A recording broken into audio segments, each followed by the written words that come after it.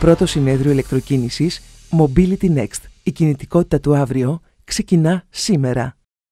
Μόλις έχει έρθει και ο Υφυπουργός Εσωτερικών αρμόδιος για θέματα Μακεδονίας Θράκης, ο οποίος τιμά με την παρουσία του και δηλώνει για ακόμη μια φορά τη στήριξή του στο Νόησις και βέβαια στο Mobility Next, ο κύριος Κωνσταντίνος Γκιουλέκας. Κύριε Υπουργέ, χωρίς ανάσα, σας καλώ στο βήμα για το δικό σας χαιρετισμό. Όπως βλέπετε, η κινητικότητα είναι παντού. Τα κάνουμε όλα. Βγαίνουν φωτογραφία, κάνουμε χαιρετισμούς, προχωρούμε στο επόμενο πάνελ. Καλημέρα. Καλημέρα. Χαίρομαι ιδιαίτερα που ξαναβρίσκομαι στο Νόησις για πολλοστή φορά. Έχουμε μια συνεχή διαρκή συνεργασία. Αλλά το σημαντικό δεν είναι η συνεργασία η δική μας. Το σημαντικό είναι ότι μέσα από όλες τις συνέργειες, μέσα από όλες τις συνεργασίες, όλοι αυτοί οι φορείς, όλοι αυτοί οι πυρήνες, οι εστίες, οι οποίες ουσιαστικά μας οδηγούν στην επόμενη εποχή, το Mobility Next έχει και συμβολικό αλλά και ουσιαστικό χαρακτήρα ως τίτλος της σημερινής εκδήλωσης, ότι πάμε να δούμε πού βαδίζουμε, πώς πάμε στην επόμενη μέρα. Η ηλεκτροκίνηση ούτως ή άλλως είναι κάτι το οποίο έχει μπει στη ζωή μας και θα μπει πολύ πιο δυναμικά τα επόμενα χρόνια, γιατί είναι και νομοτέλεια, δεν μπορούμε να ξαναγυρίσουμε πίσω. Από εκεί και πέρα βεβαίως όλα αυτά πρέπει να συνδυάζονται με μια καθημερινότητα στην οποία όλοι έχουν μια δυνατότητα και παρέμβασης αλλά και πρόσβασης. Άρα και η βιώσιμη κινητικότητα και η ηλεκτροκίνηση είναι θέματα τα οποία επιλέξατε για το συνέδριό σας, κυρία Σαμολαδά, και διημών στο Διοικητικό Συμβούλιο, την Πρόεδρο και τα μέλη του Διοικητικού Συμβουλίου. Είναι πολύ σημαντικό ότι επιλέξατε ένα τόσο επίκαιρο θέμα.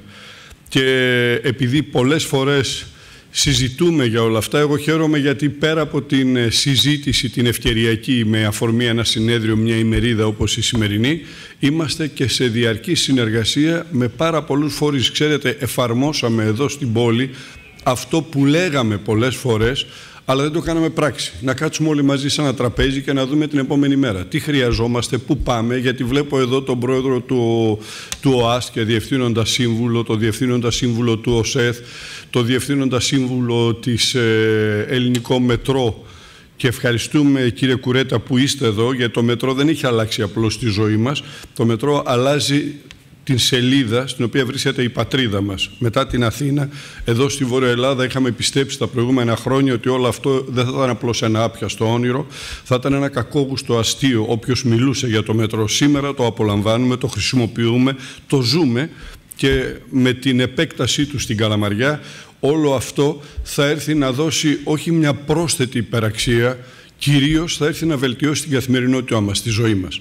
Με αυτές λοιπόν τις σκέψεις, εγώ χαίρομαι ειλικρινά που σας λέω, καθόμαστε σε ένα τραπέζι όλοι οι φορείς της πόλης, περιφέρεια, δήμοι, Ινστιτούτο Μεταφορών, το Νόησις σε πάρα πολλές στιγμές μας συνέδραμε, όλοι οι εκπρόσωποι των συγκοινωνιακών φορέων, αλλά και άλλοι εκπρόσωποι της πολιτείας, η Τροχέα, η κατασκευάστρια εταιρεία στο Flyover, η Εγνατία Οδός, για να μπορούμε να βάλουμε κάτω τα προβλήματα, να δούμε τι είναι εφικτό να γίνει για να βελτιώσουμε την καθημερινότητά μας, γιατί όλοι μας, με πρώτους εμάς τους πολιτευόμενους πολίτες, κρινόμαστε από το πόσο χρήσιμοι μπορούμε να είμαστε.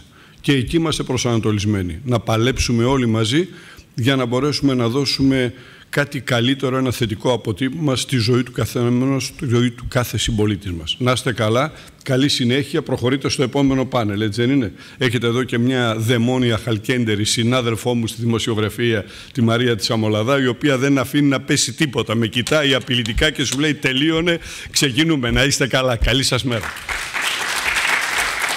Όχι δα, Υπουργέ, σας ευχαριστώ θερμά για όσα λόγια είπατε για το Νόησις.